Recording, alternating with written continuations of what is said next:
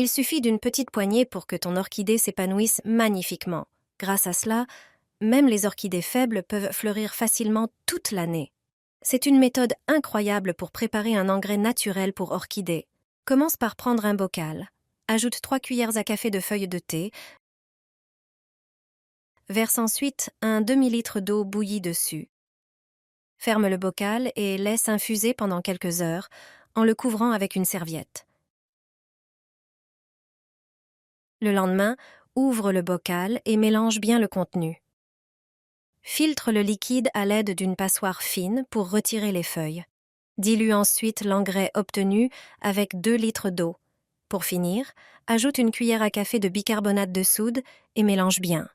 Imbibe un coton dans ce mélange et frotte délicatement les feuilles de l'orchidée. Ce traitement apporte aux plantes les nutriments essentiels et forme une barrière protectrice contre les parasites.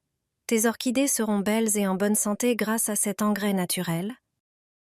Même une poignée suffit. Saupoudre-la sur la terre autour des hortensias.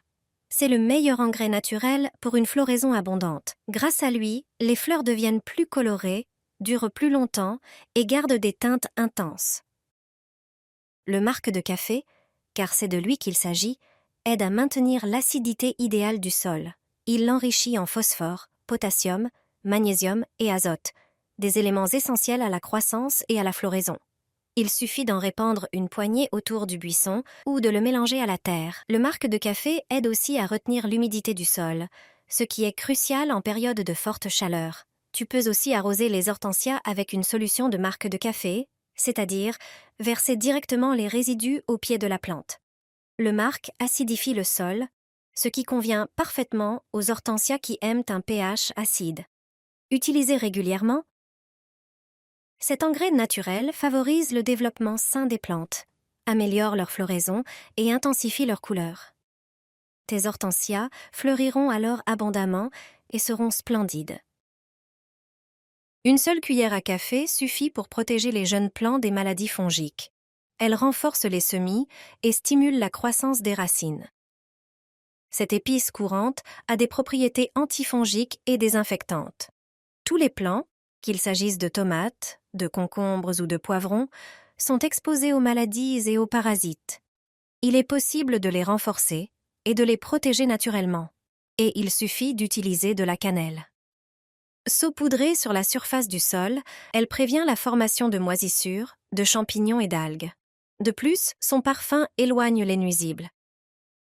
Les jeunes plants seront ainsi en sécurité. Les mouches du terreau, les insectes et les fourmis ne s'en approcheront pas. La cannelle est aussi un excellent agent d'enracinement. Elle aide à renforcer les plantes faibles ou endommagées. Prépare un récipient d'1 litre et verse-y de l'eau, de préférence de l'eau de pluie. Ajoute une cuillère à soupe de cannelle moulue et mélange bien. Cela prendra un peu de temps, car la cannelle est hydrophobe et ne se dissout pas facilement. Laisse reposer pendant 12 heures. Ensuite, arrose tes semis avec cette solution pour les garder forts et en bonne santé. Tu peux aussi utiliser cette préparation en pulvérisation. Filtre-la à travers une gaze et vaporise les plantes. Cette méthode naturelle offrira aux jeunes plants des conditions idéales pour leur croissance et leur développement. Autrefois, tout le monde avait cette plante sur le rebord de la fenêtre.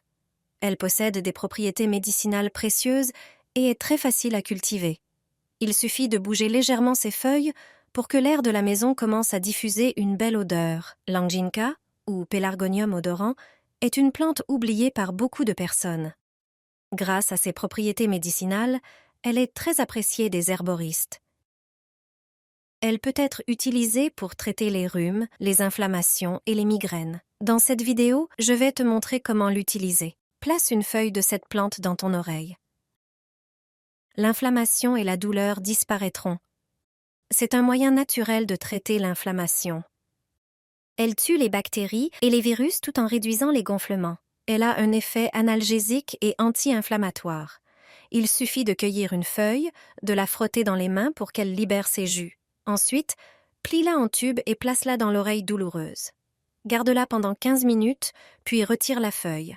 Cela devrait apporter un soulagement. Répète cette opération plusieurs fois jusqu'à ce que la douleur disparaisse.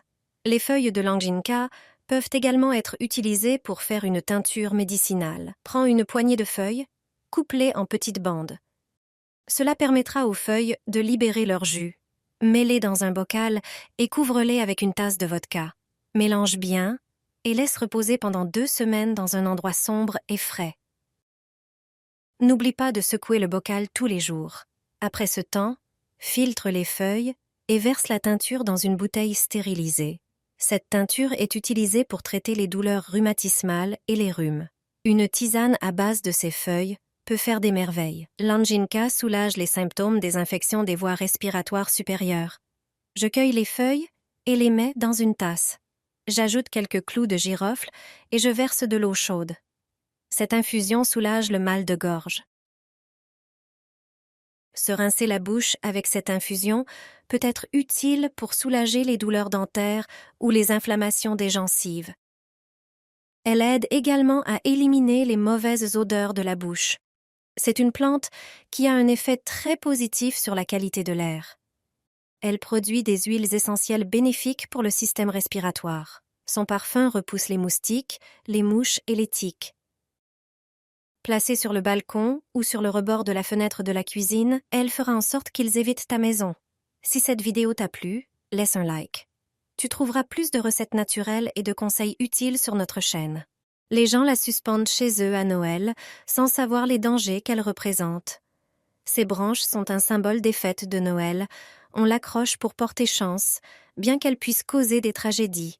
S'embrasser sous le gui est une tradition festive. Un baiser sur la bouche avec une personne aimée promet amour et bonheur pour des années. Suspendu au plafond, le gui est censé apporter chance, prospérité et santé aux habitants.